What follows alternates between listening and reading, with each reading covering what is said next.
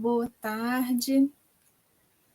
Boa tarde a todas, todes e todos. É um prazer estar com vocês aqui, né, nessa tarde, nessa mesa tão especial. Queria começar agradecendo, né, ao Jonathan e à Letícia porque são os nossos intérpretes, né, agradecendo a Sara, que está como nossa monitora aqui. E nós teremos a nossa mesa.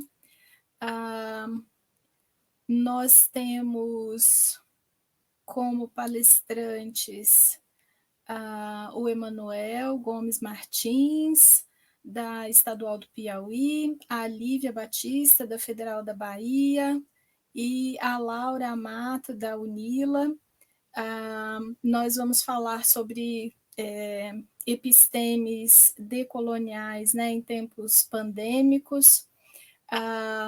E é uma honra estar aqui, né, mediando essa mesa. Eu sou Clóris, sou da Universidade Estadual de Ponta Grossa, e queria agradecer, né, ao Emanuel, à Lívia e à Laura, né, por estarem aqui trazendo as contribuições.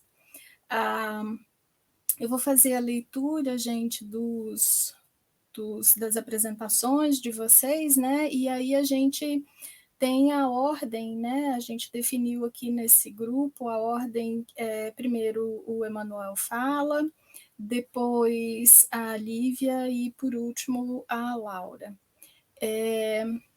Deixa eu achar aqui, acabei de fechar os textos aqui. Então, o Emanuel é doutor e mestre em Linguística Aplicada pelo Programa de Pós-Graduação em Linguística Aplicada da Universidade Estadual do Ceará, é líder do grupo de pesquisa Núcleo de Estudos Críticos e do Discurso e a Teoria Ator-Rede, ligado ao Centro de Ciências Humanas e Letras da Universidade Estadual do Piauí. É membro pesquisador do grupo Pragmacult, né? Então, Pragmática, Cultural, Linguagem e Interdisciplinaridade, vinculado à pós-graduação, né, de Linguística Aplicada, e do grupo de Linguagem e Identidade, Abordagens Pragmáticas, ligado ao Instituto de Estudos da Linguagem da Universidade Estadual de Campinas. Atua principalmente nos seguintes temas: estudos científicos, antropologia das ciências, neoliberalismo, biotecnocapitalismo, práticas tecnopolíticas do antropoceno, cosmopolíticas e tecnodiversidades no capitaloceno. Interfaces entre teorias linguísticas, Big Tech e algoritmação. Análise do discurso crítica, pós-marxismo e teoria política e ciência e social crítica. Atualmente é professor adjunto na Universidade Estadual do Piauí, do curso de Letras Português, lotado no campus Professor Barros Araújo, na cidade de Picos, onde leciona disciplinas voltadas ao discurso, ideologia, texto, práticas sociais de ensino e leitura, semântica, pragmática, entre outras.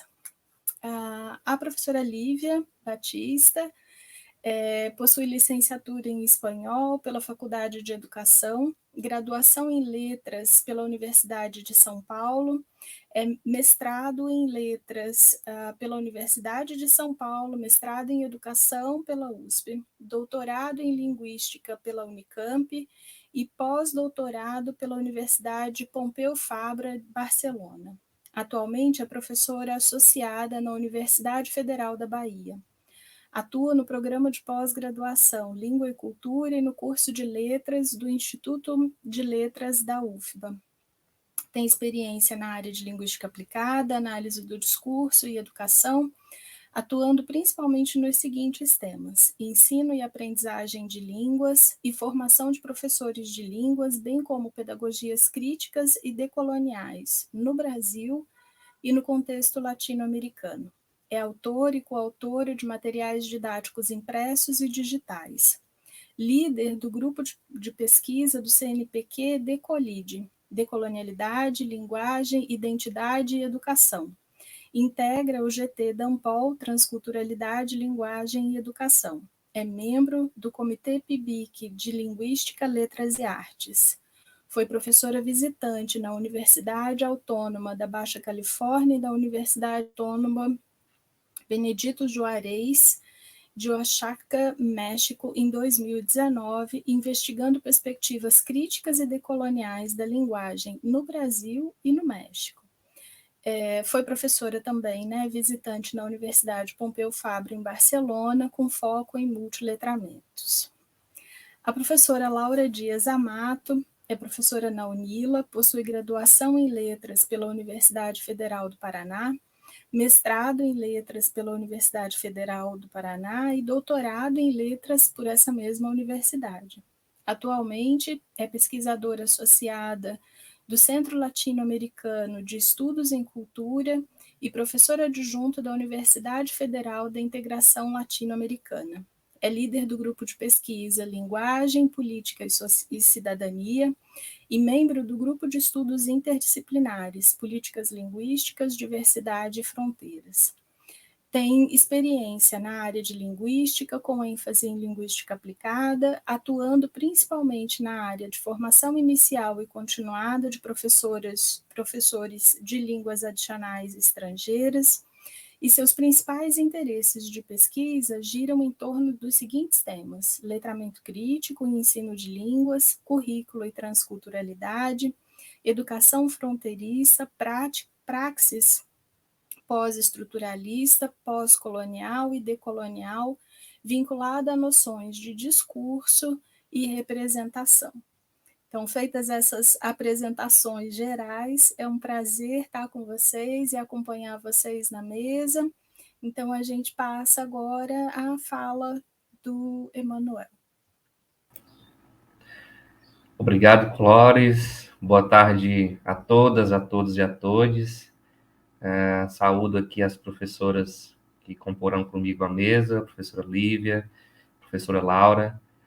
De antemão, quero dizer que fico muito honrado pelo convite da comissão organizadora para participar do evento, ainda mais com uma mesa que envolve questões com as quais ultimamente tenho lidado na universidade e também com as minhas pesquisas, né?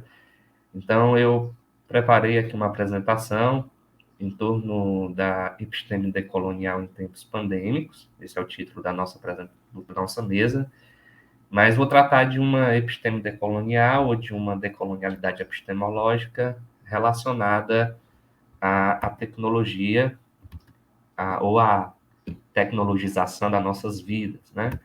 Então, para tanto, eu preparei aqui um pequeno roteiro que vai ser exibido aqui para vocês, com mais ou menos um resumo do que eu vou apresentar a partir de um texto que elaborei aqui para a minha apresentação, tá bom?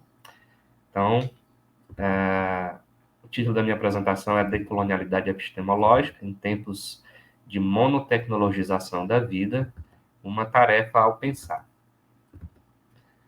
Então, puderem passar o slide.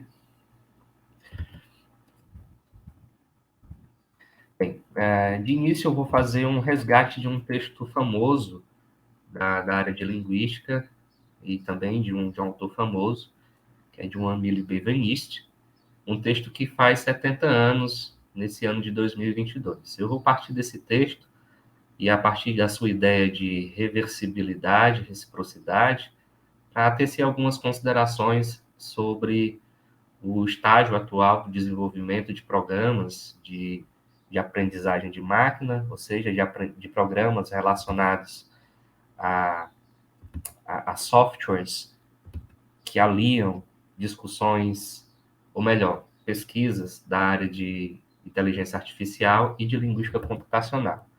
E, em seguida, eu vou mostrar como essas pesquisas atuais levaram ao estabelecimento de um projeto não apenas científico, militar, político, mas um projeto de poder. E a partir dessa mesma ideia presente no texto de Emile Benveniste, de reversibilidade, eu vou fazer um questionamento de ordem epistemológica e tecnológica que nos leva, portanto, a um questionamento decolonial da tecnologia. Então, o artigo de 1952 de Émile Benveniste, chamado Comunicação Animal e Linguagem Humana, um clássico dos manuais de introdução à linguística, soa como um ponto de reflexão importante, não tanto sobre como se configura a linguagem humana em diferença à comunicação animal, motivo inclusive pelo qual esse texto é relembrado nos manuais de introdução à linguística, mas sobretudo dentro de um quadro atual do desenvolvimento de tecnologias de informação e de inteligência artificial, ao destacar a reversibilidade ou reciprocidade como um traço inerente à comunicação humana. Essa reflexão de Benveniste se coaduna com boa parte dos estágios atuais de tecnologia de informação que trabalham com o aprimoramento de diversos modelos de aprendizagem de máquina, os famosos machine learning, e que se valem de princípios intrínsecos à linguagem verbal humana, embora desafiando a própria reversibilidade da comunicação. Pois bem, desde a década de 1950, temos assistido ao crescimento e à especialização do campo da linguística computacional e das técnicas de processamento de língua natural, com o objetivo de aperfeiçoar programas de processamento de linguagem e desenvolver projetos, métodos, softwares e algoritmos que não só estruturem uma inteligência artificial próxima à organicidade nossa, do humano, mas também organizem a nossa experiência com corpos cada vez maiores de informações e tecnologias. Não é coincidência que tanto o artigo de Benveniste quanto o campo da linguística computacional surjam em uma década após a Segunda Guerra Mundial, em que novas dinâmicas do capitalismo aparecem ligadas tanto à tecnologia e à biotecnologia, quanto à vigilância e ao controle do humano. A Guerra Fria tornou-se, então, um momento em que as disputas geopolíticas tomaram lugar nos espaços refrigerados dos laboratórios e em centros de pesquisa, e questões de ordem linguística, comunicativa e tecnológica passaram a ser encaradas em conjunto como parte de um projeto de governo, um projeto de política, de disputa internacional, portanto, um projeto de poder. Deste período, a infraestrutura tecnológica, as telecomunicações e a computação concentram investimentos de governos mundo afora, produzindo uma nova corporalidade tecnológica, por alguns considerada ciborgue. Por quê? Por criar novas condições de existência entre o humano e o inumano, entre o homem e a tecnologia, uma emergência híbrida do homem com as máquinas.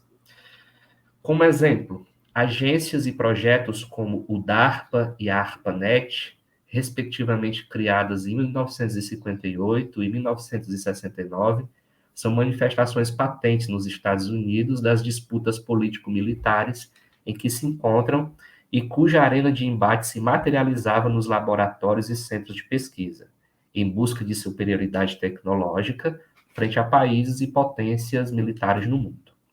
Se a ARPANET tinha como objetivo a criação de uma rede de computadores para transmitir dados militares sigilosos e interligar departamentos de defesa do governo norte-americano, então o processamento de dados se integra às pesquisas sobre comunicação com o fito de chegar à eficiência de transmissão informacional.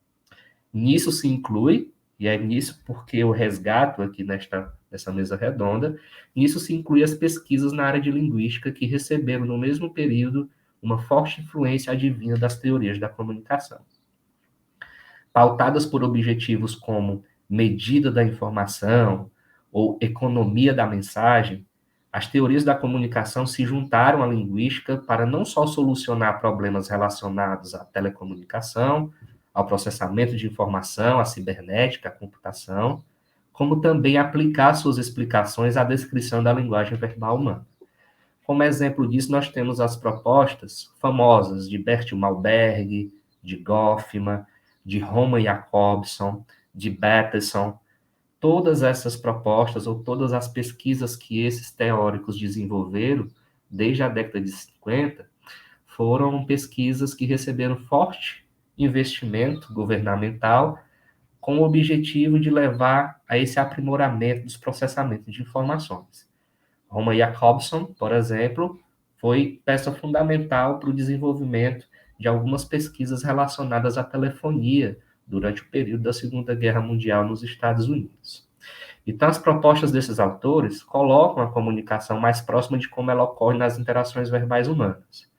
A univetoralidade, a que até então se pensava o processamento de dados e o jogo de codificação, decodificação, passa a ser superada pela compreensão circular da interação entre emissor e receptor. Portanto, pelo caráter de reciprocidade da comunicação, colocando em pauta a ideia de reversibilidade, tal como a gente encontra no próprio texto do Emile Benveniste.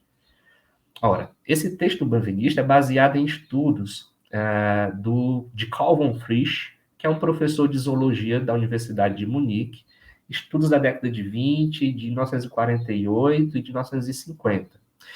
E, com base nesses estudos, o Benveniste destaca a complexidade societária e comunicativa das abelhas, né? Tomadas como singulares no mundo animal, porque apresentariam um processo rudimentar de comunicação, caracterizado a maneira dos modelos lineares de comunicação pela codificação e decodificação de sinais. Isso, contudo, permite melhor caracterizar a linguagem verbal humana no texto do Benveniste e entender por que, no caso das abelhas, existe comunicação, mas nada em comparada à linguagem e comunicação humanas. Ora, o Benveniste destaca nesse texto que não existe diálogo entre abelhas, apresentando, portanto, abre aspas, a fixidez de conteúdo, a invariabilidade da mensagem, a referência a uma única situação, a natureza indecomponível do enunciado, a sua transmissão unilateral. Fecha aspas. Características essas totalmente inversas à da comunicação e linguagem humanas. Ora, assim como Benveniste, a professora Diana Pessoa de Barros, professora semioticista da USP, professora emérita, destaca em um desses textos que tratam da comunicação humana que o diálogo, ou seja, a reversibilidade ou reciprocidade da comunicação, é a condição da linguagem do homem. As abelhas, segundo a professora Diana, não têm diálogo. Como no Código de Trânsito, esperam do destinatário apenas um comportamento. E eu queria muito destacar isso que a professora Diana nos fala, né? De que nas abelhas não existe diálogo e, como no Código de Trânsito, esperam do destinatário apenas um comportamento. Esse aqui vai ser um ponto central aqui da nossa discussão. Não há diálogo com a luz vermelha do semáforo ou com a placa de é proibido estacionar. Não há outra resposta a não ser a de parar e de não estacionar. Ou seja, só existe uma conduta a ser adotada. Ora, o Benveniste compreendia que, abre aspas, a mensagem das abelhas não provoca nenhuma resposta do ambiente, mas, e aqui eu quero frisar, mas apenas uma certa conduta que não é uma resposta. Fecha o friso, fecha as aspas. Isso quer dizer que a resposta, o diálogo, a reversibilidade são os traços singularizantes da linguagem humana. Seguir uma conduta que não é uma resposta e esperar do destinatário apenas um comportamento e não um diálogo, e não a reciprocidade, de um lado sinaliza um caráter animal da comunicação e sua limitação na capacidade de produzir uma reação linguística a outra manifestação linguística. Mas, de outro lado, descrevem também o regime sério que se impõe à construção de novas tecnologias de informação e comunicação, principalmente aquelas destinadas a não só se aproximar da experiência humana com o mundo e com os outros, mas também a prever, a antecipar-se às ações dos homens, prescrevendo, sugerindo, controlando, portanto, condutas no campo das interações humanas. Deste modo, é possível compreender, gente, a atualidade da descrição de Benveniste para refletirmos sobre como descrições sobre o funcionamento da linguagem, seja no campo da linguística, seja no campo de outras áreas a ela aglutinadas, no quadro maior da linguística computacional, ou mesmo na inteligência artificial, essas descrições têm favorecido o desenvolvimento de tecnologias usadas para vigiar e controlar as ações humanas, como os softwares e algoritmos, impondo deste modo uma nova forma de colonialidade, que eu vou chamar aqui de uma colonialidade ontoepistemológica e somático-cognitiva, seja através da ciência algorítmica das máquinas de aprendizagem, das famosas Big Tech, seja com a verticalização das formas de identificação subjetivas pautadas pelas modulações monotécnicas padronizadas.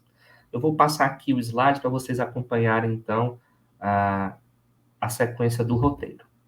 Ora, os algoritmos, como é sabido, são a peça-chave de muitos programas computacionais para extraírem a aprendizagem de dados obtidos e coletados das interações com nós, né, os humanos, ou de fonte de dados fornecida previamente.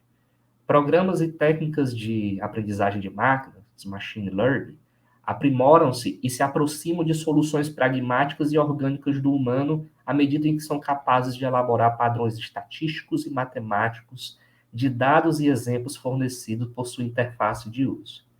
Ora, é nesse sentido que falamos em algoritmos, que quando falamos de algoritmos, estamos falando também de grandes dados, né? De programas tecnológicos cujas bases se centram em algoritmos para manipular grande quantidade de dados. O lado obscuro dos algoritmos é muito conhecido já hoje em dia. Sérgio Amadeu de Silveira, que é um sociólogo e professor da Universidade Federal do ABC Paulista, e é pesquisador das redes digitais, tem reforçado o caráter performativo dos algoritmos na formação da opinião pública e na sugestão de condutas humanas, principalmente quando nós interagimos com sites, com dispositivos eletrônicos, né, cujo foco é o indivíduo interactante. E, em geral, é um foco com objetivos mercadológicos e consumidores. Como destaca o próprio professor Sérgio Amadeu, os algoritmos, eles são, abre aspas, são performativos e engendram reações, geram alterações nos espaços e naqueles que nem sempre percebem sua presença invisível. Fecham as aspas. A algoritmização das interações humanas com os coletores de dados tem levado a inúmeros problemas para além da profunda quantificação e matematização das nossas vidas.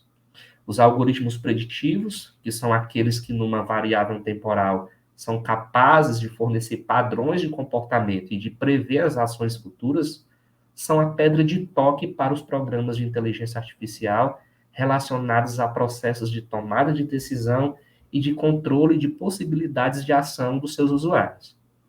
É por essa razão, pessoal, que podemos pensar com a professora Diana de Barros no fato de que a reciprocidade da comunicação, ou seja, a capacidade de manter a reversibilidade na minha interação com o outro, é, abre aspas, a garantia da possibilidade de equilíbrio de poder entre os interlocutores de uma dada comunicação. Fecham aspas. Se, conforme a própria professora argumenta, nos regimes autoritários, é comum caracterizarmos esses regimes como governos em que não há direito de resposta, ou ambientes que não há direito de resposta, ou em que a monoglossia, a unilateralidade da liberdade de ação, a espera por condutas determinadas e comportamentos, ou seja, são regimes em que há um ambiente de obediência irrestrita. Se esse é o tipo de comportamento aguardado, então não é difícil compreender assim que os algoritmos preditivos, que são destinados a fornecer padrões de resposta e comportamentos humanos, ou seja, que são destinados a se antecipar ao que ainda se vai dizer ou agir, eles rompem com a ideia que Benveniste destaca nesse seu texto da década de 50, ou seja, rompem com a reversibilidade, rompem com a imprevisibilidade, com o direito de resposta livre e inovadora do ser humano. Em outras palavras, a estasticização das respostas, com a finalidade de prever e de aprimorar as antecipações do que o ser humano pode fazer, essa estasticização destrói a liberdade e a recusa do futuro, já que responder ou interagir, nesses casos, significa fornecer dados a mais para maior controle e previsão. A ousadia humana passa a ser encarada como desvio de sistema, como quebra de paradigma, como desafio ao controle. Como o próprio professor Sérgio Amadeu destaca, abre aspas, essas estruturas algorítmicas, compostas por bancos de dados, modelos matemáticos e softwares, se tornaram fundamentais nos processos de formação da opinião pública, levando, portanto, ao nosso ranqueamento e à matematização da ação humana. Não é à toa que a gente tem assistido na última semana, às vezes de uma forma divertida, às vezes de uma forma preocupante, aos episódios de eleitores inconformados com a realidade das eleições presidenciais no Brasil, numa demonstração clara de que a fonte de informação dessas pessoas e de compreensão da vida são os aplicativos de mensagem instantânea, produto de uma big tech, como a Meta, os algoritmos, o disparo de mensagens, a bricolagem de contextos enunciados, imagens numa configuração de fake news, em vez de apenas sinalizar uma espécie de circulação de gozo entre os membros, ou seja, uma circulação ou uma autoafirmação de suas ideias e crenças, tudo isso tem se revelado como exemplo patente de modulação intersubjetiva mediada pela tecnologia. Não é à toa também, pessoal, que o uso de dispositivos eletrônicos das Big Tech tem levado à modulação do comportamento e da interação de crianças e jovens em ambientes escolares, familiares.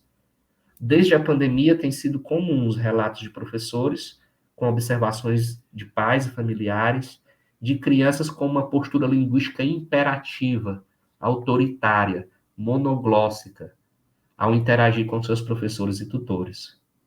Muito menos no uso do dispositivo para solucionar tarefas e atividades escolares, e muito mais na conduta imposta ao modo como se dirigir a outra pessoa, o que os professores têm destacado é que o uso reiterado e difundido de assistentes de voz de empresas como Google, Apple, Amazon tem definido o modo como as crianças se comportam linguística e socialmente com seus interlocutores, exigindo sempre respostas e condutas rápidas, mecânicas, unilaterais de seus pais e professores, ensejando, portanto, uma percepção ciborgue do outro como máquina.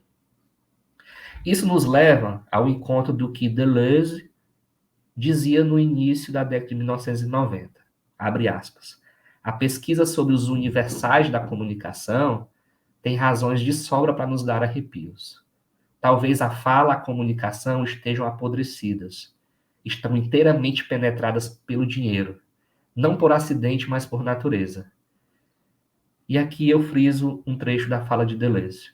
É preciso um desvio de fala. Criar sempre foi uma coisa distinta de comunicar. O importante talvez venha a ser criar vacúolos de não comunicação, ou seja, interruptores para escapar ao controle. Fecham aspas. No mesmo sentido de Deleuze, afirma Hal Foster, um crítico de arte norte-americano, ao falar da colonização da tecnologia em nossas vidas. Abre aspas. Nos dias de hoje, muitas máquinas não fazem só todo o esforço de enxergar por nós, como também agem com base em padrões detectados por elas mesmas. Produto de fantasia de ficção científica do passado, a temida singularidade que absorve e ultrapassa as habilidades humanas já começou. O Facebook, por exemplo, é alimentado com 2 bilhões de imagens por dia, das quais são extraídos lugares, objetos, hábitos, preferências, raça, classe, identidades de gênero, status econômico e muito mais. Dessa maneira, o capital alcança novos domínios da vida diária e os traz para dentro de sua esfera. Na mesma linha de raciocínio de Foster e de Deleuze, em entrevista ao jornal El País, em 2021, o ex-ministro das Finanças grego, Yannis Varoufakis, fala sobre essa nova conjuntura tecnológica global. Ele destaca, abre aspas, isso não é competição, isso não é capitalismo, isso é feudalismo, uma forma distópica de ficção científica de feudalismo de alta tecnologia. Não estamos mais no capitalismo, temos de encontrar uma outra palavra e eu chamo de tecnofeudalismo. Fecham aspas. Ora, a pandemia, neste cenário, tornou-se um desses laboratórios do biopoder, trazendo um aprofundamento ciborgue da episteme tecnobiocapitalista. Assistimos a toda a estrutura educacional de países como o Brasil por exemplo, sendo cooptado por plataformas das Big Tech, como Google, para o enfrentamento das paralisações das atividades escolares e universitárias em decorrência da Covid-19. O que acontece com isso é que a complexidade das atividades docentes passou a ser enquadrada nos ditames das plataformas online de videoconferência, reestabelecendo formas antiquadas de construção de conhecimento em sala de aula, quando coloca o professor como o centro da atenção, da fala e da visão. Assim, eu creio que o pensamento do filósofo chinês Yuki Hui, da Universidade de Hong Kong, em especial os seus conceitos de tecnodiversidade, recursividade, fragmentação, pode fornecer importante questionamento decolonial da episteme das práticas do tecnobiocapitalismo, colocando-nos diante da tarefa de reforçar, elaborar ou contemplar cosmologias alternativas face à epistemologia monotécnica do capital. Em textos recentes de Yuki Hui, é possível perceber que o fracasso do pós-colonialismo e do decolonialismo está em não saber lidar com a questão da tecnologia. Abre aspas, Yuki Hui diz: um pluralismo ontológico só poderá ser concretizado após uma reflexão sobre a questão da tecnologia e da política ligada a ela. Fecham aspas. Para o filósofo, a globalização tecnológica tem se demonstrado como uma forma de neocolonização que impõe a sua racionalidade via instrumentalidade. Isso significa que lidar com a tecnologia e com a modernidade exige uma postura decolonial que coloque o pluralismo tecnológico como condição ontoepistemológica para uma tecnodiversidade e nuodiversidade.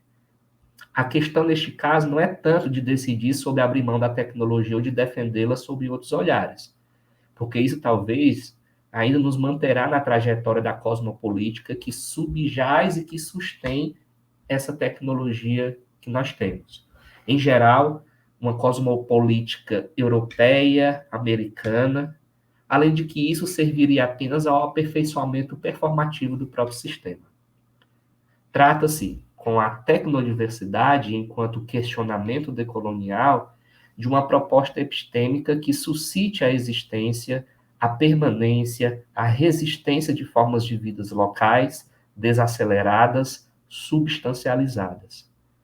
É necessário transformar a própria tecnologia e sua cosmopolítica capitalista global, constituindo-as sob uma episteme não necessariamente oposta, mas dessubstancializada, territorializada sem ser territorializante. Uma plurilocalidade numa alusão a uma espécie de localismo cosmopolítico não tradicionalista e não fascista. E o que Rui nos chama a atenção ao lançar a pergunta: o que significa dar à tecnologia um novo referencial? Ora, precisaríamos pensar a partir de uma reflexão epistemológica sistemática à luz de múltiplas cosmotécnicas, já que a europeização e a tecnologização não constituem um devir, constituem somente a história do capitalismo que impede o devir dos povos sujeitados. Nesse contexto, a tecnodiversidade seria uma questão de aterrar, uma questão de localidade, mas não como sinônimo de um retorno nostálgico a uma tradição, o que poderia pensar, o que poderia nos fazer pensar numa forma de nacionalismo, de etnocentrismo relativo, de fascismo ou mesmo de neoconservadorismo.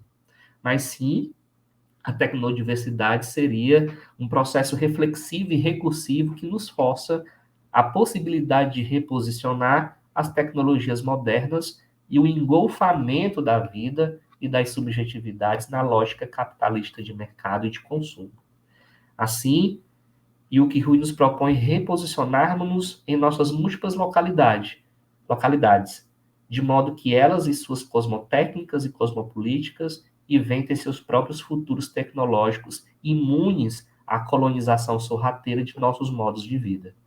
Neste caso, transformar a tecnologia com vistas à tecnodiversidade implicaria dar novas formas e posições à tecnologia recompondo-a em uma lógica que potencialize a vida, mas não a homogeneize.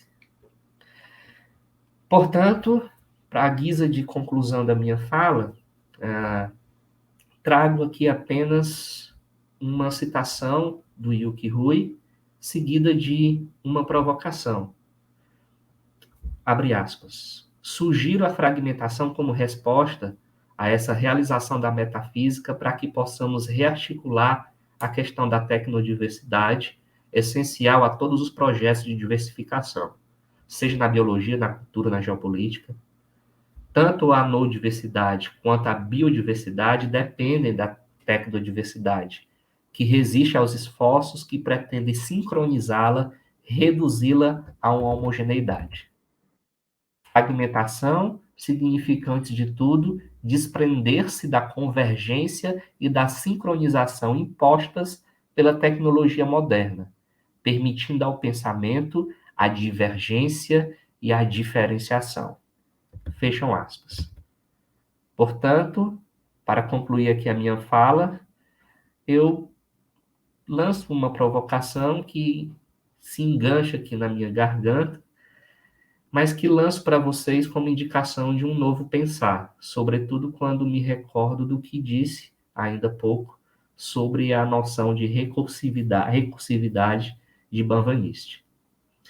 Se as máquinas modernas do tecnobiocapitalismo operam numa causalidade circular, ou seja, vai e volta, num movimento de feedback que se retroalimenta a cada interação, como podemos decolonizar seu princípio operacional de modo a evitar o engolfamento de nós no telos, ou seja, nas finalidades mercadológicas, consumistas e homogeneizantes da sua cosmopolítica.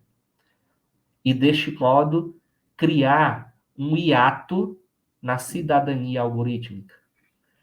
Então, é isso. Eu espero que vocês tenham compreendido a proposta dessa minha fala e estou à disposição, portanto, para futuras perguntas de vocês. Muito obrigado.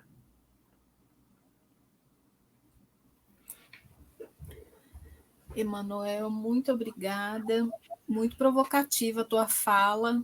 Tenho 1000 perguntas para você depois. Eu vou tentar deixar espaço para as outras pessoas perguntarem, mas eu fiquei com uma série de questões aqui, viu? Muito obrigada pela tua fala. E a gente passa, então, agora, fala para a professora Lívia, que vai entrar agora aqui com a gente. Lívia, você tem a palavra. Olá, gente. Entre momento de transição, boa tarde e noite. Então, eu gostaria de, primeiramente, fazer minha descrição. Eu sou uma mulher cis, lida com socialmente branca, tenho cabelos escuros, castanhos escuros, olhos castanhos escuros, estou com óculos, tenho uma trança longa, em virtude do cabelo ser longo também, estou com batom na cor vermelha, brincos vermelhos, uma blusa super colorida na cor lilás, e estou numa poltrona branca, atrás de mim é uma estante com vários livros. Então, eu inicio agradecendo o convite que me foi feito à comissão organizadora do Congresso Brasileiro de Linguística Aplicada, as colegas Claudiana, Glenda, Dilamar, Lucácia, Branca, também a comissão científica, a comissão local, ao apoio que nós estamos tendo para a nossa fala aqui hoje, aos colegas e colegas que estão nos acompanhando nessa sessão, também aqueles que estão dividindo comigo essa mesa, né, tão bacana, né, de epistemes decoloniais também, o Emanuel, a Laura, a Clóris também, e, enfim, é uma alegria estar aqui hoje nesse congresso, nessa modalidade que se retoma entre híbrida e presencial, né.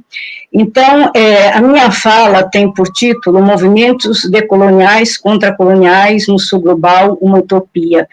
E eu acredito que eu vou tentar sintetizar aqui um pouco dessa proposta. Eu tinha pensado nos slides, mas talvez eu faça aqui mais uma conversa. Eu gostaria muito de que a gente pudesse ter um papo bacana, um diálogo, uma conversa na sequência, e queria levantar algumas questões. Eu acho que pode ser melhor assim. Então, eu preparei um texto, mas eu não vou ler, é só para seguir aqui as minhas ideias, e também em virtude do tempo, que a gente tem que ter um controle aqui para não dispersar, né? Então, eu gostaria de iniciar justamente situando um pouco o que eu estou entendendo aqui por epistemes, que é o título dessa mesa, inclusive, que atravessa também a minha fala, e eu acredito que vai atravessar, e atravessa dos colegas também, dos que estão aqui nesse momento acompanhando, esse entendimento sobre episteme e epistemologia, né, a partir dessa discussão, que eu acho que é um ponto importante, para depois tentar, na medida do meu tempo aqui, caminhar para as perspectivas decoloniais. E aí eu vou tratar basicamente de dois aspectos que eu venho tratando, venho discutindo, e eu entendo que ainda há muito a ser tratado e discutido. Por isso que a coisa não está dada por determinada, né? Então, isso teria a ver com o lugar epistêmico, o nosso lugar epistêmico, vamos pensar um pouco sobre isso, e pensar sobre o locus de enunciação, né? Então, eu vou falar um pouco, só para situar aí a minha fala, o que a gente vem quando está falando de episteme, né? Então, vamos pensar que pode surgir muitas ideias na cabeça quando a gente está tratando de episteme, né? Então, uma das mais comuns, quando a gente se refere a episteme, né, remonta a essa ideia de um pensamento verdadeiro, né, ou ainda um conhecimento que é dito como verdadeiro, de natureza científica, que se contrapõe àquele conhecimento infundado, àquela opinião irrefletida. Então, isso já mostra para a gente algumas questões importantes. Nós podemos pensar também, quando estamos tratando de episteme, desse conjunto de conhecimentos, né, que nós temos e que condicionam a forma como a gente entende e interpreta o mundo em determinadas épocas, né? Então, também podemos pensar como um saber que é construído de maneira racional, esse é um ponto bem importante para a gente problematizar aqui, e metodológica, e que se opõe a essa opinião infundada, sem reflexão, ou ainda, de uma maneira mais direta, como equivalente ao conhecimento científico, né? E nessa perspectiva, o Foucault, que eu vou trazer aqui para problematizar, mas depois eu vou confrontar com algumas questões da perspectiva decolonial, ele coloca que a episteme, ela rege, ela estrutura, ela governa campos do pensamento ocidental. Então, a gente vai mexer aqui com a lógica ocidental. Esse é um ponto importante. E o Foucault, nessa mesma linha de ideias, ele diz que a gente pode pensar a episteme como um paradigma comum aos diversos saberes humanos em uma determinada época. E essa pode se manifestar como uma unidade soberana de um sujeito, de um espírito ou de uma época. E ela se dá por meio de relações. O modo como essa episteme se dá, como se formaliza discursivamente, é através do que seriam epistemologias. E aí tem uma coisa bem intrigante na proposta dele para a gente pensar. Uma é que um caminho seria que o conhecimento já traz em si mesmo o cognoscível. Ou seja, quando a gente está pensando no conhecimento, a gente já está pensando na possibilidade dele existir e ser explicado. Essa é uma questão. E também esse conhecimento está condicionado à nossa história. Então, a gente já vislumbra aí que o conhecimento, embora ele traz em si essa possibilidade de ser cognoscível, ou seja, do conhecimento passível de ser conhecido por quem conhece, olha só, né? Ele sofre uma restrição, uma limitação, que é a condição histórica, é a nossa condição da nossa história. E aí caberia a epistemologia o quê? Como ele diz, a reconstrução racional do conhecimento científico, conhecer, analisar todo o processo gnoseológico da ciência do ponto de vista lógico, linguístico, sociológico, interdisciplinar, político, filosófico e histórico. E ele vai estabelecer aí, né, 3 epistemes ocidentais, que são as que a gente tem respeitado até então, e contra as quais a gente tem se debelado numa perspectiva de uma das abordagens decoloniais, né, justamente nesse ponto de tensionamento a gente se encontra, Ele fala de uma episteme da Renascença, uma clássica, e ele vai falar da moderna, né? Então, o que seria essa episteme moderna, né? Que passa da clássica para a moderna, né? Essa episteme bastante conhecida é aquela em que vai ter o predomínio do racionalismo, da razão, né? Proveniente das revoluções científicas aí do século XVI e XVII. Influenciada fortemente por esse pensamento cartesiano, né, pelo método cartesiano, que se torna, inclusive, um método, né. E nessa lógica cartesiana, como que a gente entende o mundo? O mundo é uma máquina, né, o mundo natural se assemelha a uma máquina, e essa máquina, por meio da razão, dessa racionalidade, ela pode ser desvendada, ela pode ser explicada. Essa seria, então, portanto, a concepção racionalista, porque se vale do uso da razão, né, e também mecanicista, tendo em vista essa dimensão do mundo natural se equivaler ou ser pensado ou ser visto como uma máquina. Né? Essa é, digamos assim, em si, uma síntese bastante superficial que eu estou fazendo aqui para situar a nossa discussão, o nosso debate, né? Essa concepção clássica vai seguir, vai avançar, né, essa concepção, e esse pensamento cartesiano é definido pelo Halliday da seguinte forma, né, o Ocidente acredita veementemente que, apesar de seu inextricável emaranhado de fenômenos e de processos tão díspares e imbricados, o real é sempre dedutível pelo pensamento ao simples. Simples tijolos elementares, imutáveis, interagem por meio de simples leis universais e intemporais. Para compreender tudo, basta dissecar tudo, desmontar tudo, decompor tudo, analisar tudo, até encontrar o tijolo elementar. No entanto, essa cosmovisão, ela, claro, ela atravessa, né, essa cosmovisão moderna, ela atravessa todos os modos da sociedade, os modos da política que a gente conhece. Ela passa pela compreensão que nós temos da lei, do direito, do papel do dinheiro, da distribuição de renda, do estabelecimento de classes, da forma de construir ou transmitir conhecimento, a ideia de ciência, de tecnologia, as cartografias religiosas, partidistas, associacionistas em geral, as relações entre os povos, os sentidos de vida e etc. Por isso, se pode afirmar que a modernidade é um paradigma onipresente, né, digamos assim, inevitável e gerador de certos tipos de sentido. Isso quem diz para a gente é um autor colombiano, Parra, em 2015, que eu aqui parafraseei rapidamente. Nesse sentido também, o que a gente tem é que para a episteme clássica, né, o conhecimento, quem produz o conhecimento, né, está autorizado a falar em nome dessa verdade universal, né, um conhecimento que tem alguém que é autorizado a falar em nome dessa verdade universal. A gente tem uma percepção fragmentada da realidade que leva àquela produção de conhecimentos cada vez altamente mais isolados e especializados, a ideia de disciplinas, né, que a gente já conhece, e, enfim, esse é um processo, né, que situaria aí, digamos, esse entendimento da episteme. Já no final do século XVIII, isso vai se modificando, e aí entra a história, né, e com isso entra a história e a finitude desse saber na sua totalidade, que é aqui um elemento, digamos, que balança um pouco essa visão ainda dessa racionalidade pura. Né? Então, em síntese, mais ou menos, esse é o trajeto que a gente tem.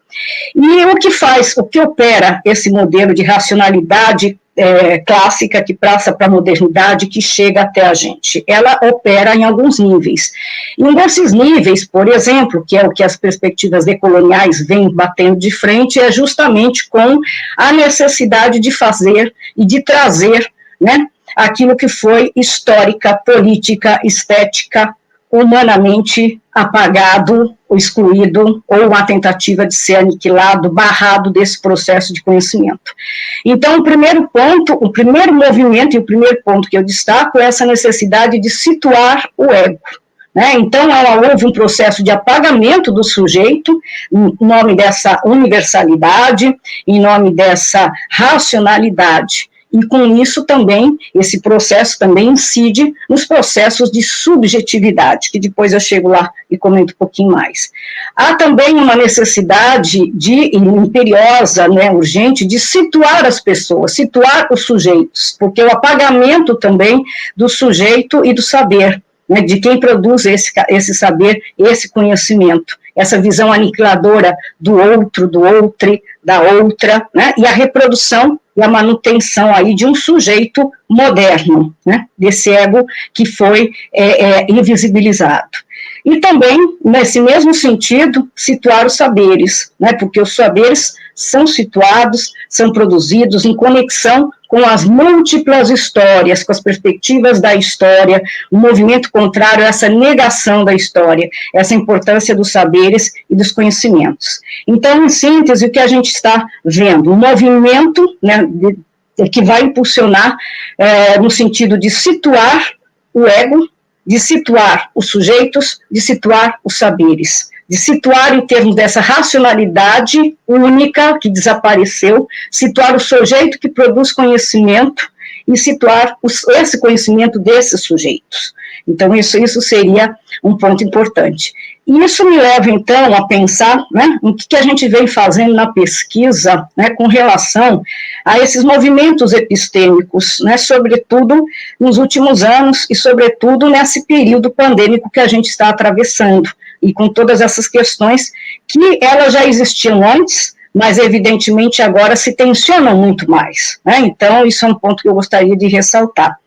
E, nesse sentido, dois caminhos me parecem, ou dois componentes me parecem importantes. Um é a gente pensar e conversar um pouco sobre o nosso lugar epistêmico. Quem somos nós nesse espaço de produção de conhecimento? Nós que, por exemplo, estamos fazendo pesquisa, que estamos produzindo conhecimento de um locus específico, também que eu vou falar aqui, que é da universidade.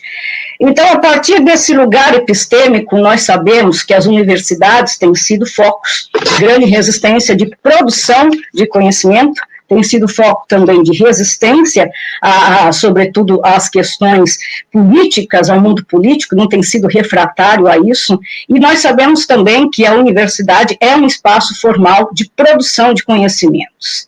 Então, nessa esteira, nesse sentido, né, a universidade, nós selecionamos, de certa forma, o que pode e o que não pode ser dito de diversas formas.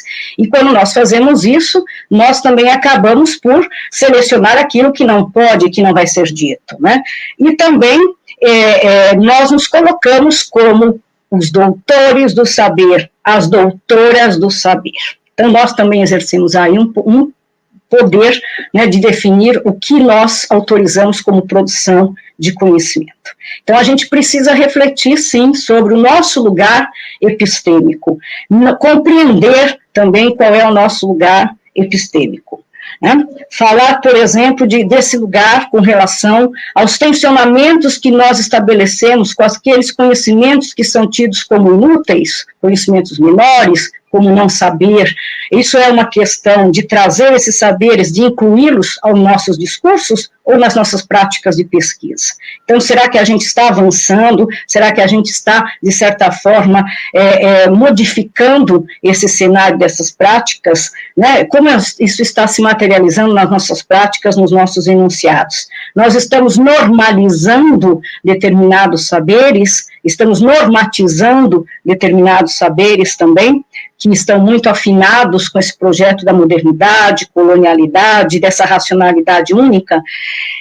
Por isso é importante que a gente pense, que a gente tensione, né, a produção de saberes como práticas, que são historicamente construídas, mas também são historicamente desconstruídas, né?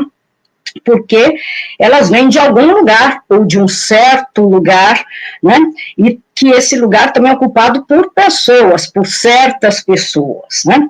Por isso, a importância de perceber esse lugar epistêmico na produção desse conhecimento. E eu lembro aqui que no trabalho, já alguns anos atrás, algumas décadas, o Grossfogel, né, que é um autor bastante lido nas abordagens decoloniais, ele já mencionava, né, que nem sempre o lugar epistêmico, ou ubicação epistêmica, né, como ele diz, coincide com o lugar social, né. Então, segundo ele já mencionava, né, o fato de a gente estar socialmente situado ao lado dos oprimidos, nas relações de poder, que seria um lugar social, não significa que de forma automática nós estamos situados epistemicamente, né, ou seja, não se pensa epistemicamente, né, dessa posição epistêmica subalterna, né. Então não coincide necessariamente o lugar social com o lugar epistêmico. Por isso também é um ponto interessante, porque o sucesso do mundo moderno colonial consiste justamente em fazer que quem está situado do lado do oprimido, da diferença colonial, como ele diz, pense sistematicamente como os que estão situados nas posições dominantes. E eu acho que a gente verifica um pouco disso, inclusive no nosso cenário político atual, no país e no mundo, de certa forma, né? Estou só citando um exemplo, mas a gente pode observar como isso também é visível, é visualizado.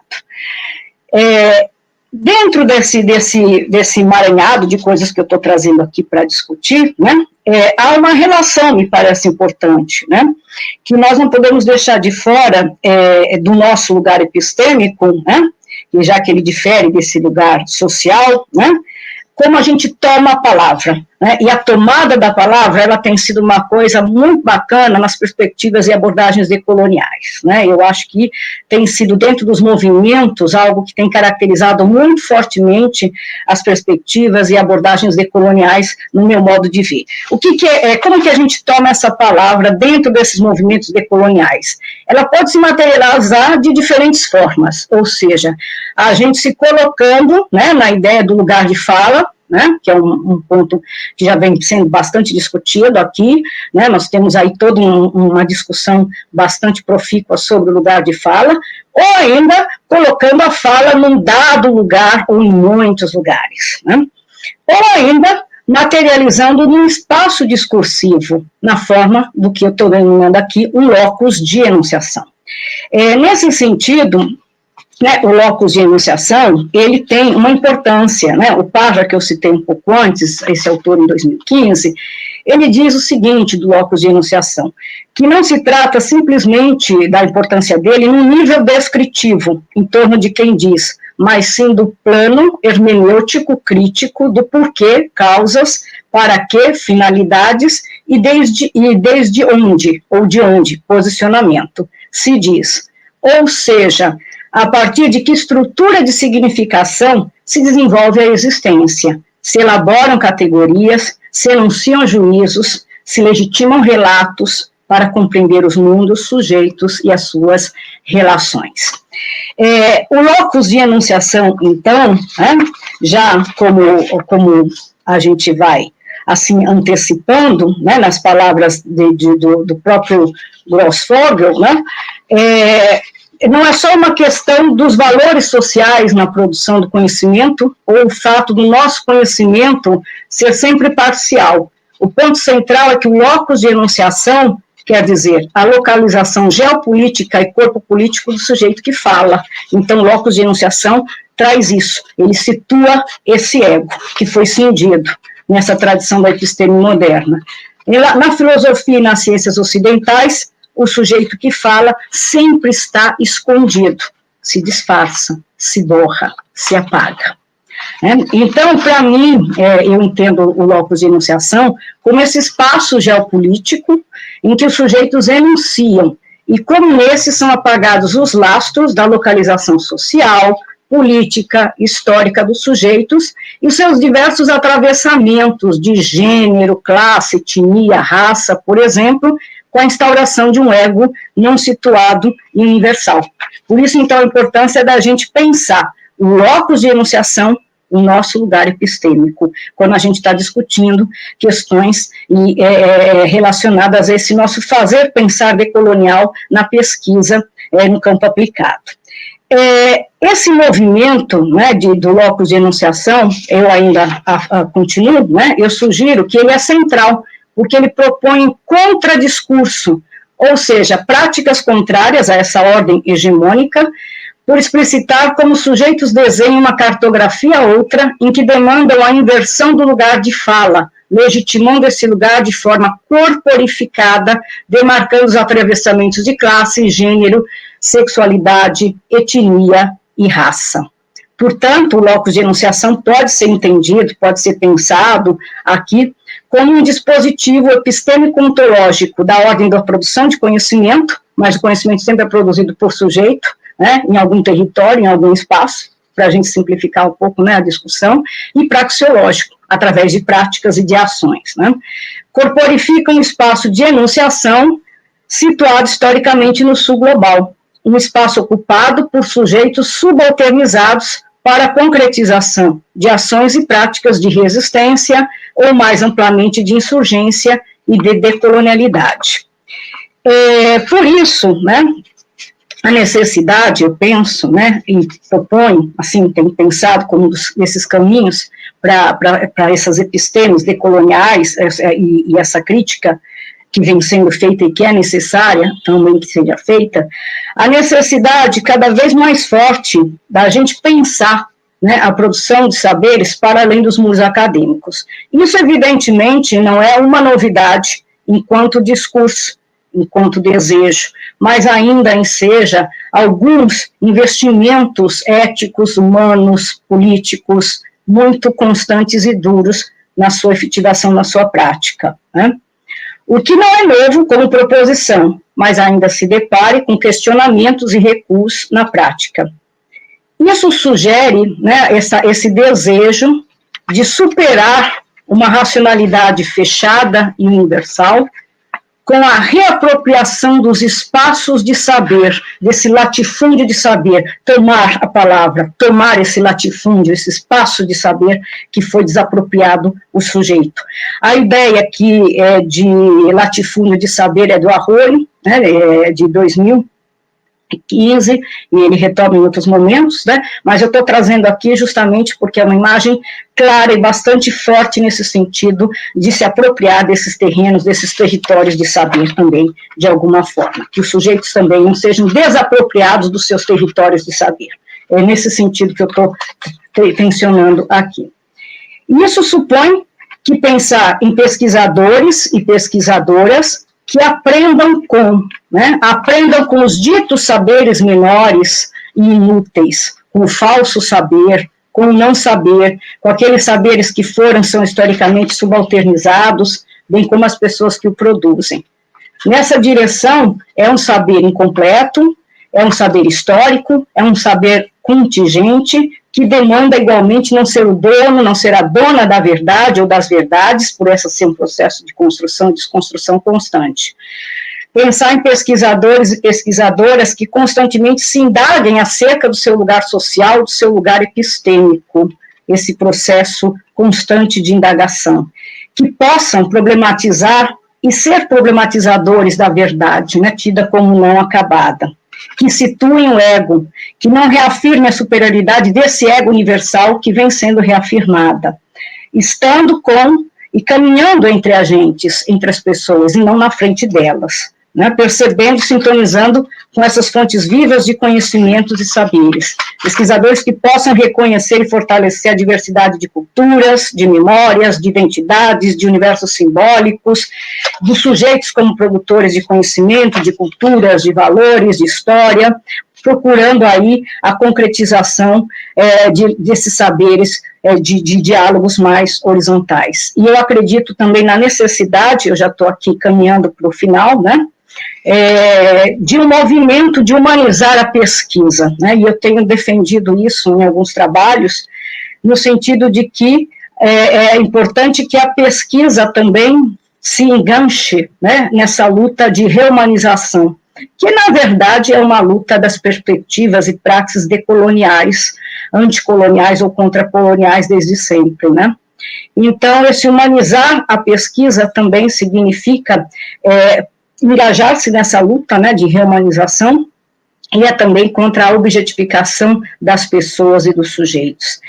Permitir, então, que essa pesquisa se humanize, né, que ela também nos humanize enquanto pesquisadora, né, e pesquisador que somos, né. Então, esse processo de que a pesquisa, ao se humanizar, né, ao trazer essa humanidade, né, coletiva, esses outros saberes, situando esses egos, situando os sujeitos, nos situando criticamente no nosso lugar epistêmico, nesse locus de enunciação, a gente também se humanize, e com isso a pesquisa se humanize e nós também nos humanizemos. Este movimento também que foi feito no sentido contrário, a pesquisa se desumanizou para se tornar ciência, e essa tem sido uma luta que a gente ainda trava, apesar da gente notar sensíveis diferenças, sensíveis mudanças, propostas que estão surgindo e que são muito bacanas, ainda é uma grande luta, a da própria humanização da educação, na pesquisa,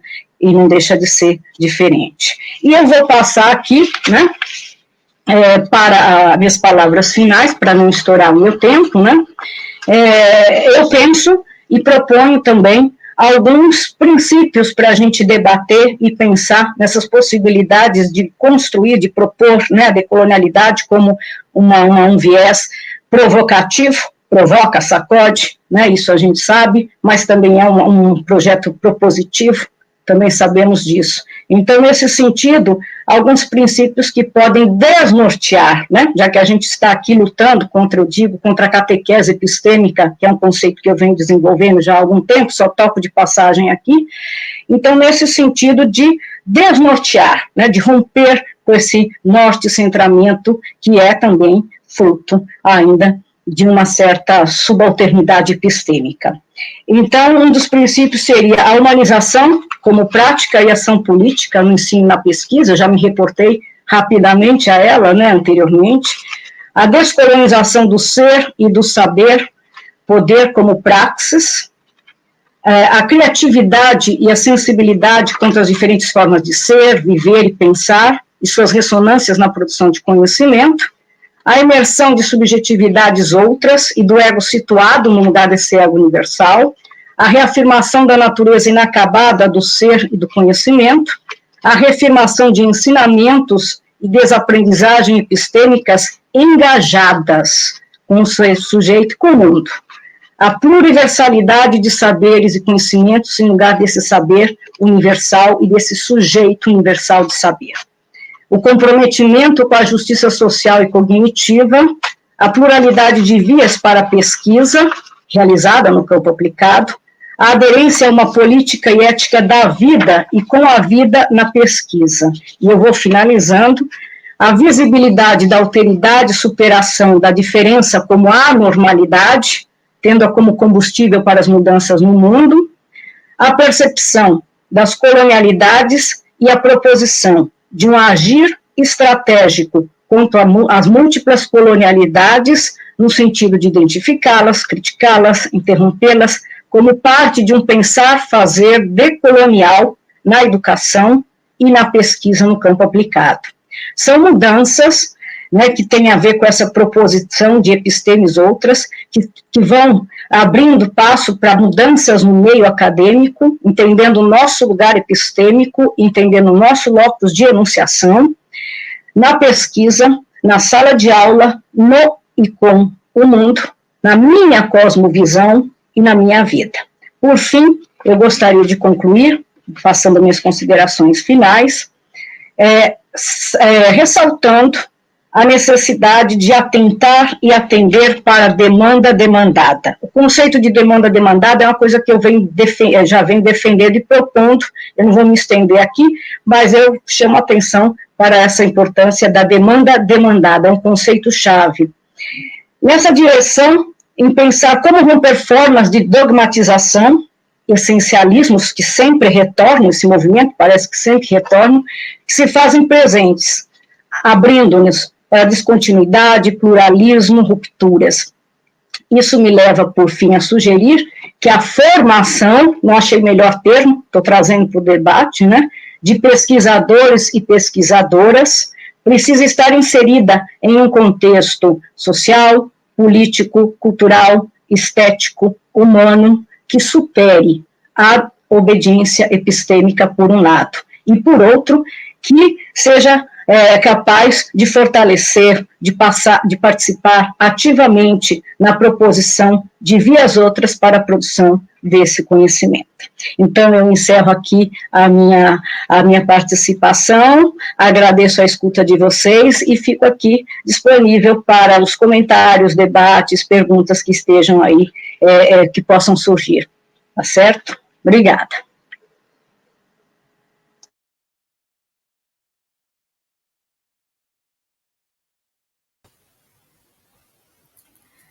Lívia, muito obrigada pela tua fala, por nos chamar, né, nesses momentos que a gente tem vivendo, né, está vivendo, para a reumanização, né, a gente está passando por um momento político em que a reumanizar é essencial, né? Então, eu te agradeço muito por essa fala, e eu tenho certeza que a gente vai ter uma série de questões aí para você. E a gente abre, então, agora para a nossa última fala da mesa, que é com a Laura. Laura, o espaço é teu agora. Obrigada, Clóris, né? Obrigada também aos intérpretes que estão aqui presentes conosco, a Letícia e o Jonathan. Também gostaria de agradecer o convite, a comissão organizadora, e é um prazer estar aqui com os meus demais colegas de mesa e com vocês que estão nos assistindo. Eu tentarei ler meu texto para ficar num tempo preciso, né? Pois temos ainda evento no restante do dia, certo? Bom, deixa eu ir passando aqui. Muito bem. O título da minha fala, então, é Pandemia e Internacionalização do Ensino Superior, o que nos afeta. Aqui é um breve roteiro mesmo da minha fala, da contextualização, do porquê que eu estou falando isso e de qual a perspectiva. Falarei também um pouco do meu contexto institucional, pensando a internacionalização do ensino superior, quais as implicações, então, dessa nossa situação decolonial e pandêmica para a sala de aula e algumas reflexões por final. Muito bem. Bom, meu local de fala é de uma mulher cisgênero, mãe de um pré-adolescente e de uma criança, casada, professora atuante na graduação e pós-graduação, com pesquisa e extensão realizadas na educação básica e que habita numa região trinacional, na cidade de Foz do Iguaçu.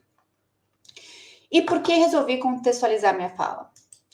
Porque eu e vocês, né, passamos nos anos de 2020 e 2021 assolados por incertezas da pandemia. Incertezas essas que reagimos de modo diferentes e significamos de modo individual, porém pautado pelo coletivo e pela coletividade. Em fevereiro de 2020, eu havia solicitado o meu afastamento para realizar o pós-doc e para realizar uma pesquisa etnográfica em escolas municipais. Eu estava na escola quando informamos crianças que a partir daquela data as aulas estariam suspensas e que entraríamos em contato quando retornassem. E quem diria que iríamos contactar essas crianças presencialmente mais de um ano depois. Dessa forma, contextualizar minha fala requer contextualizar de onde eu falo e por que eu falo o que eu falo. Essa escola que iria etnografar é uma das maiores escolas municipais de Foz do Iguaçu, localizada próxima à fronteira da Argentina e numa região muito carente com pouca infraestrutura. Nessa escola, a presença de crianças de diversas nacionalidades é uma realidade constante. Em todas as turmas, há pelo menos uma criança que não nasceu no Brasil. Além da realidade de crianças que não nasceram no Brasil, ainda temos muitas crianças que são filhos de pais de outras nacionalidades, havendo a predominância de nacionalidade paraguaia. Dessa forma, podemos inferir que a presença de outras línguas, tanto nas famílias como nesta escola, é muito grande. Este contexto plural escolar é um reflexo da diversidade escolar presente aqui na região e pode ser replicada na educação básica e no ensino superior. Foz do Iguaçu atrai pessoas do Brasil inteiro, não só pela beleza das cataratas ou pela grandiosidade da Itaipu. Muitos vêm aqui para estudar, mas não para estudar no Brasil. Em um site de notícias local, uma nota do início deste ano informa que em Ciudad del Este, né, aqui no Paraguai, tem cerca de 25 mil estudantes brasileiros cursando medicina. Estes estudantes vêm de todos os lugares do Brasil e muitos deles atravessam a ponte todos os dias entre morar e estudar. É importante dizer que essas realidades todas também foram afetadas pela pandemia. As escolas ficaram fechadas, assim como a fronteira. A ponte fechou. Todos paramos de uma certa forma. O filósofo esloveno Slavoj Žižek afirmou no seu texto Crise Civilizatória que esse momento no qual estivemos parados poderia surgir um novo vírus. Cito: o vírus do pensar em uma sociedade alternativa, uma sociedade para além dos Estados-nação, uma sociedade que se atualiza nas formas de solidariedade e cooperação global. Nesse sentido, muito otimista da realidade apresentada em 2020, Žižek aponta para a crise da sociedade global, pautada pelo capital e principalmente por esse conceito do colonialismo, que é a criação de um Estado-nação. Ora, sabemos que o Estado-nação, tal como conhecemos hoje, nasceu no século XIX. Cito Almeida aqui. Se, por um lado, o Estado-nação permitia conceber uma ideia de comunidade que elidia as diferenças e desigualdades internas, de gênero, de classe, de religião, a colônia, por outro, assegurava a ordem natural de uma desigualdade hierárquica, implícita na ideia de que alguns povos ou nações seriam superiores e teriam a obrigação de tutelar os outros inferiores. Cabe salientar, nacionalismo e colonialismo alimentaram-se mutuamente, e foi assim que se construíram as comunidades, agora instáveis e contestadas, em que vivemos em pleno século XX afora, e que agora se encontram em plena crise. Essa crise, apontada por Almeida em 2002, acaba sendo escancarada em 2020, com a pandemia. Žižek novamente advoga pela urgência de inventarmos um novo modo de vida social, no qual, cito, o significado básico do que é ser humano e nossas ações devem ir ao encontro de nossos pensamentos.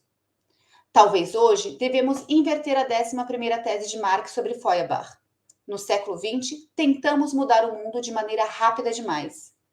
E agora chegou a hora de interpretá-lo de uma nova maneira. Os apontamentos de Žižek nos levam a repensar nossa sociedade com políticas de bem comum, num caminho de solidariedade e coletividade.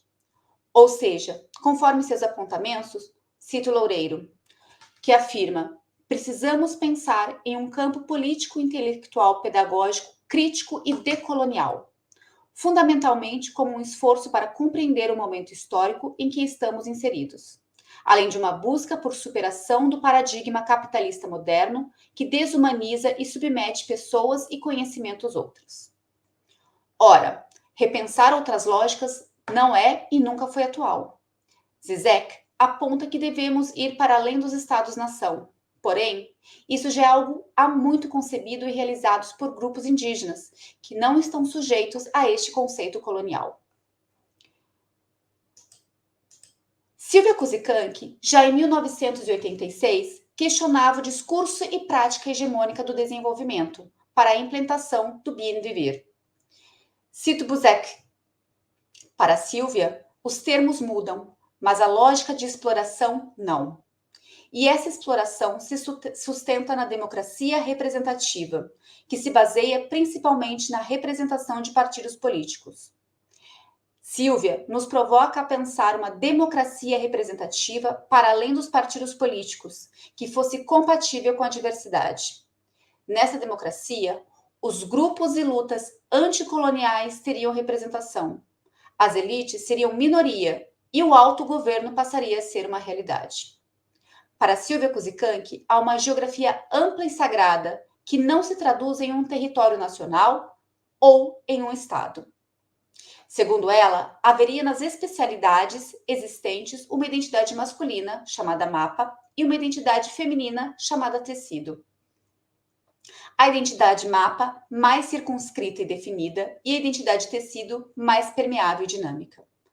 Na combinação entre as duas, surge o território, que seria a única forma de resistir ao Estado e de repensar o próprio território. É a experiência vivida que Kuzikank usa para repensar criticamente os conceitos que nos propomos analisar, desenvolvimento e região. Ambos desconsideram nossa trajetória histórica antes da chegada dos colonizadores. A civilização e o desenvolvimento é o que os colonizadores de ontem e de hoje trazem para resolver os problemas que não criamos.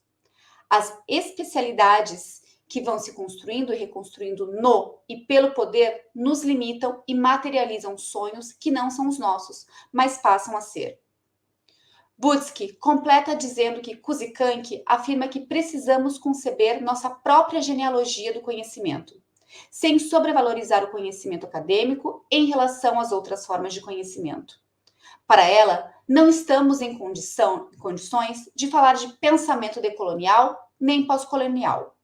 O decolonial é uma moda e o pós-colonial um desejo. Kuzikank prefere usar o termo anticolonial. E como o anticolonial está presente? Na realidade, ele não está presente, pois é uma luta constante e a pandemia só mostrou a urgência de lutas anticoloniais para que possamos superar as adversidades que são econômicas, sociais. Pois bem, após a minha contextualização e dos meus pressupostos teóricos, vou abordar o contexto institucional que atuo. Para quem não conhece, a UNILA foi criada em 2010 pelo nosso ex e agora futuro presidente Luiz Inácio Lula da Silva, tendo como missão institucional formar recursos humanos aptos a contribuir com a integração latino-americana, com o desenvolvimento regional e com o intercâmbio cultural, científico e educacional da América Latina, especialmente no Mercosul. Para atingir esse intuito, foram criados cursos inovadores em áreas de interesse mútuo dos países, além de ter um corpo institucional formado por docentes e discentes dos diversos países da região. A primeira turma foi formada por estudantes da Argentina, Brasil, Paraguai e Uruguai, ampliando ano a ano a abrangência desses países, na América Latina e do Caribe, assim como a vinda de estudantes refugiados e portadores de visto humanitário e estudantes indígenas. Cabe salientar também que um dos princípios da UNILA é a educação bilíngue em português e espanhol e a promoção da interculturalidade. Nesse sentido, um dos pontos que provoca o pensar e agir decolonial é a presença constante e intermitente das línguas e das culturas nos espaços de ensino-aprendizagem. Presença essa garantida pelo próprio Estatuto. E aqui me apoio em Veronelli, que afirma que el monolinguajear es una práctica lingüística de racialización deshumanizante, porque el encuentro comunicativo, el hablante presupone que no va a ser entendido por el Oriente, porque este es un ser que naturalmente no puede compartir su manera de vivir en la comunicación es racional. Assim, instituições que, pela sua natureza, são ditas monolíngues, ou, quando se internacionaliza, escolhem a língua do norte global, praticam o monolinguagear. Prática essa que pode ser determinada como colonial, pois, ademais do dito anteriormente, ela estabelece a língua nacional, novamente o Estado-nação, como sendo o único e restrito meio de comunicação. Pois bem, se, como dito acima, a pandemia nos fez rever, ou pelo menos nos deveria fazer refletir, esse modelo social, instituições que ignoram a diversidade ou promovem somente a partir de uma interculturalidade funcional, conforme Walsh, mantém-se no viés colonial. Atualmente, com dados do portal de dados institucionais, a UNILA tem 2.686 estudantes ativos de 31 nacionalidades. Além disso, temos 192 estudantes indígenas. Deste total, 989 são internacionais. Conforme dado institucional, a UNILA é a primeira colocada entre as universidades brasileiras com maior nível de internacionalização na graduação. Segundo dados mais recentes do Censo da Educação Superior. Podemos observar que 36% dos estudantes da instituição são internacionais e a meta é atingir 50%.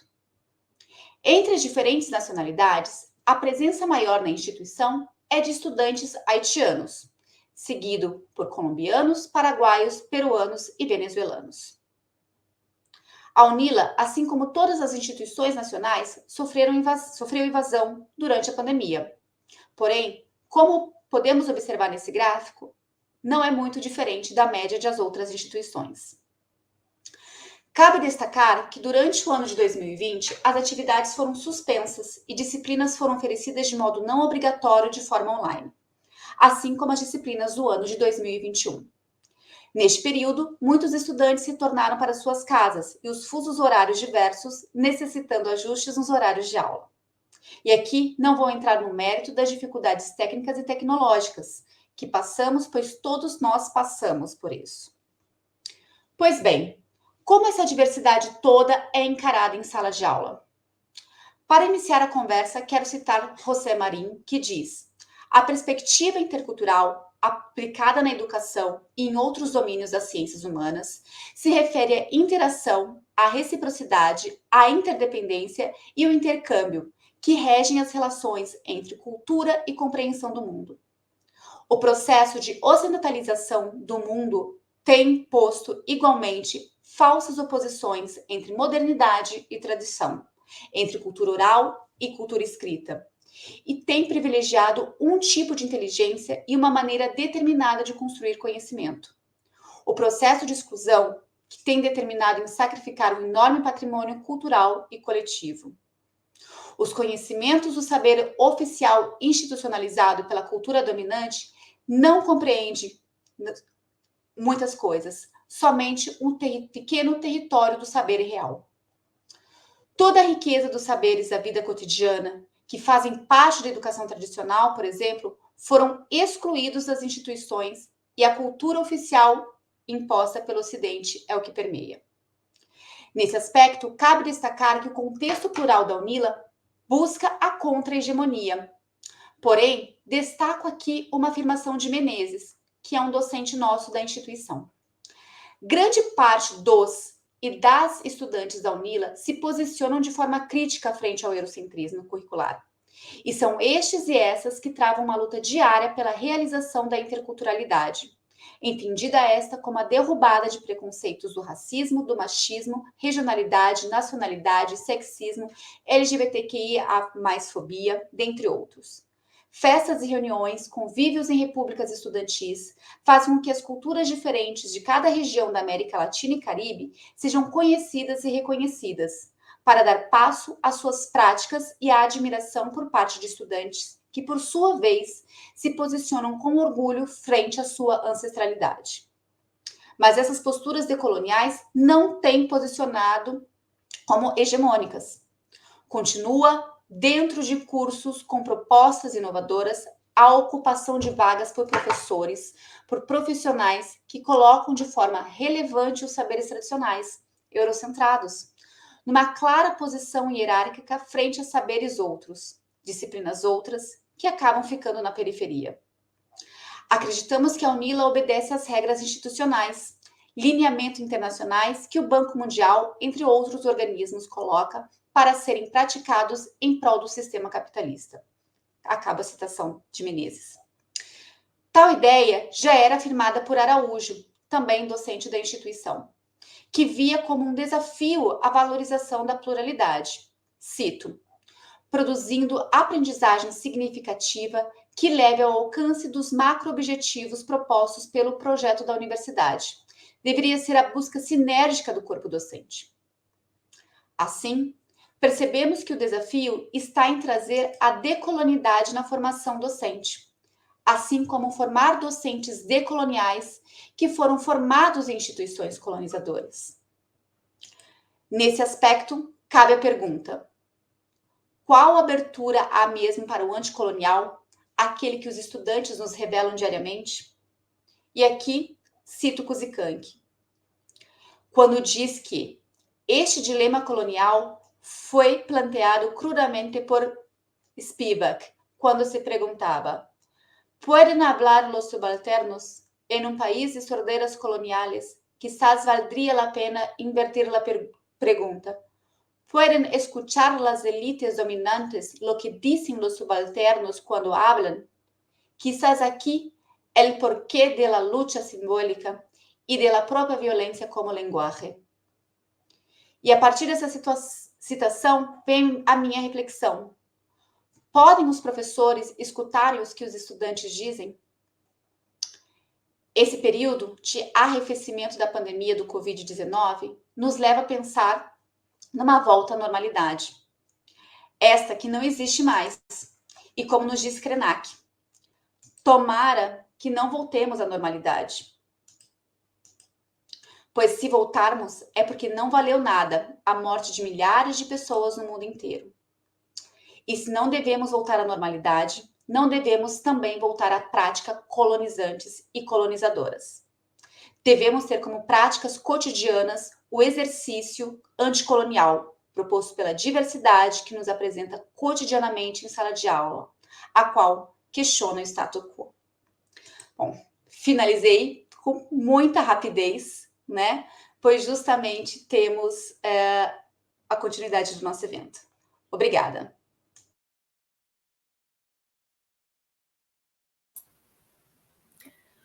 Muito obrigada, Laura. Se apressou ali, e aí a gente ainda consegue ter uns minutinhos para as perguntas, gente. Acho que a gente já tem, né, aqui algumas questões, acho que são, a gente tem 2 perguntas do Rodrigo, não sei se tem mais perguntas, Sara. E eu entendo que as perguntas que o Rodrigo apresenta aqui para a gente, elas podem ser para todas e todos os participantes da mesa, né, para o Emanuel também. Como a gente se legitima na universidade, né, fora do discurso da ciência. E uma pergunta que eu acho que é interessante, e eu queria fazer daí uma outra provocação, né? Com relação à tensão que me parece existir entre a decolonialidade e a ciência, você não vê o risco do discurso decolonial amparar discursos negacionistas?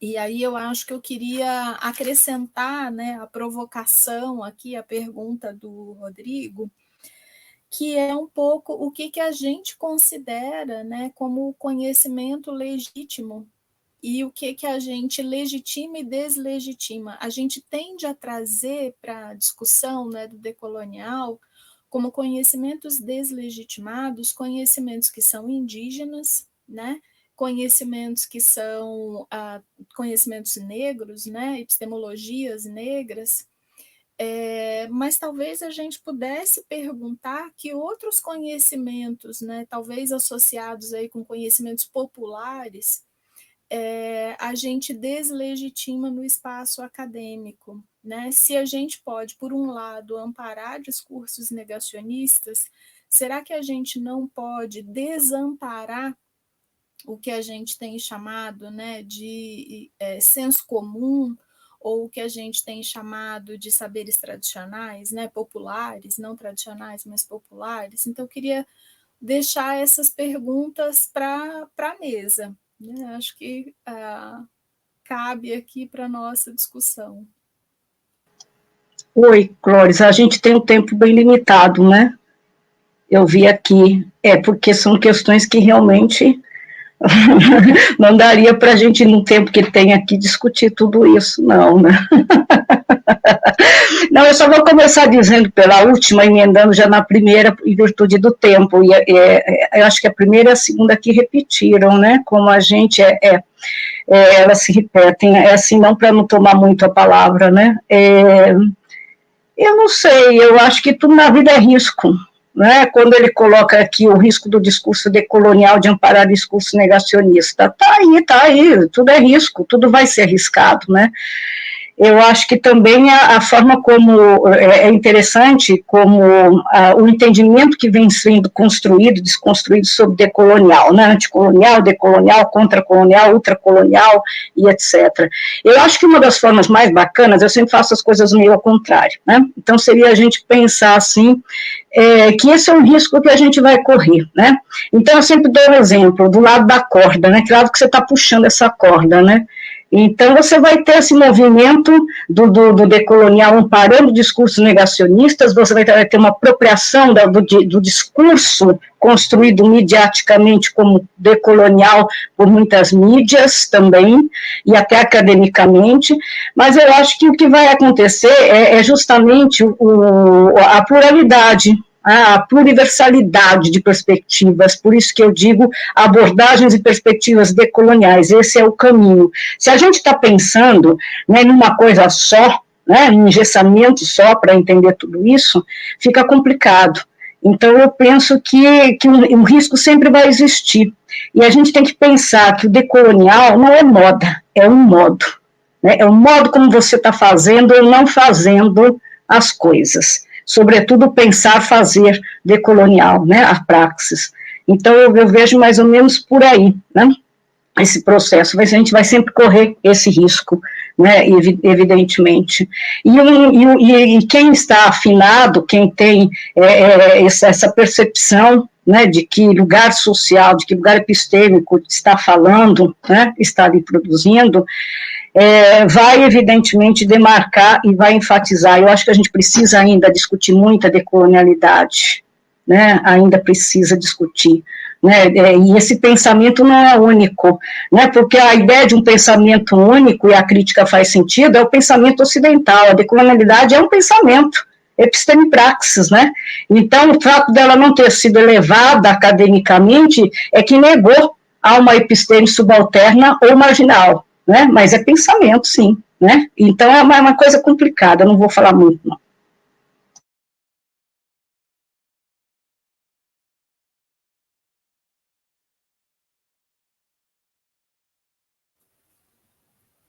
Não sei se Emanuel gostaria de responder, e aí já tem uma outra pergunta diretamente para você, Emanuel. Bem, seria essa outra pergunta aqui do Rodrigo? É isso? Eu acho que tem a ver com o que ele vinha discutindo antes, né? Com as perguntas que ele vinha fazendo antes, mas ele te pergunta ali se você pode falar um pouco mais, né, sobre feedback recursivo e colonialidade. Pronto, Rodrigo.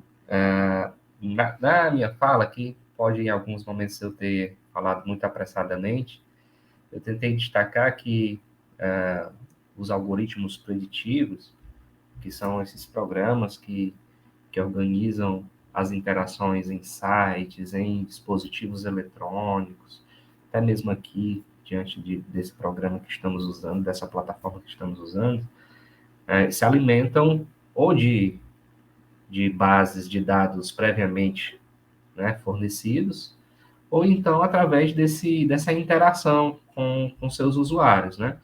E essa interação com seus usuários acaba reafirmando uma causalidade circular da comunicação, que é o que o Benveniste destaca muito bem lá no seu artigo, né? Embora com outro foco, né? Destacando a singularidade da comunicação humana, mas que, de certo modo, em função do contexto geopolítico, acabou se tornando uma espécie de paradigma a ser adotado e aprimorado dentro desse campo da inteligência artificial, da cibernética, da linguística computacional, etc.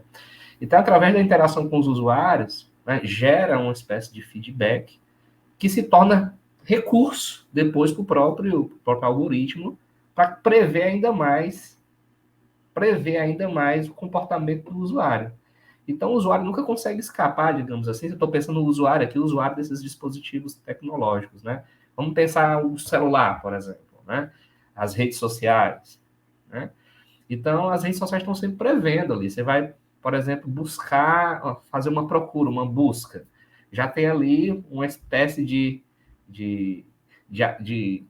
um esquema do que provavelmente vai te agradar, tendo em vista as suas interações anteriores. Então, nesse caso, você está sempre incluído dentro da sua bolha, né? Não vou falar aqui da bolha informacional, mas uma bolha de desejos, né? Por isso que alguns teóricos, como o Paul Preciado, têm destacado que nós estamos vivendo não é apenas um tecnocapitalismo, é o tecnobiocapitalismo e, às vezes, somativo cognitivo, né? Somato cognitivo, porque os nossos desejos passam a ser cooptados, né? As nossas necessidades passam a ser cooptadas justamente pelo que esses programas, esses softwares ou esses algoritmos acabam aprendendo das interações ou dos feedbacks que tem com seus usuários. Então, neste caso, a gente percebe que o que é que está sendo produzido aí no final das contas? Um sujeito unidimensional, a produção de um sujeito universal, que é um sujeito do consumo, um sujeito do capital. Ou seja, é uma colonialidade aprimoradíssima, né? Você está sendo colonizado tendo em vista a lógica do capital.